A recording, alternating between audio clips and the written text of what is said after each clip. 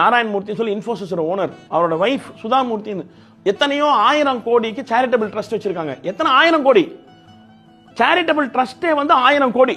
அதுல இருந்து வர பணத்தை சேரிட்டி பண்றாங்க.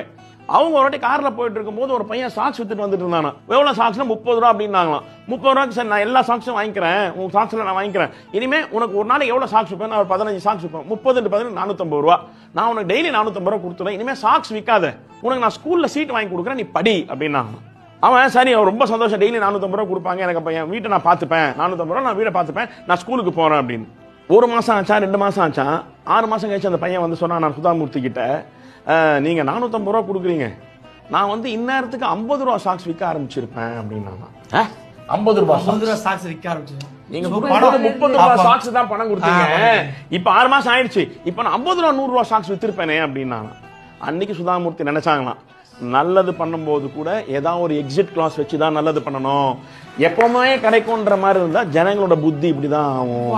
சோ உனக்கு கொடுக்கும்போது நீ இத்தனாம் கிளாஸ் படிக்கிற வரைக்கும் உன் ஃபீஸை நான் கட்டுறேன் அப்படின்னு நான் சொல்லியிருக்கணுமே தவிர, நான் டெய்லி நீ சம்பாதிக்கிற பணத்தை கொடுக்குறேன் நான் சொன்னது தப்பா போச்சு. அன்னைக்கு அதை நான் ரியலைஸ் பண்ணல, இன்னைக்கு அதை நான் ரியலைஸ் பண்றேன். தானம் கூட எப்போ தேவையோ எவ்வளவு தேவையோ அவ்வளவுதான் தானம் பண்ணணும்.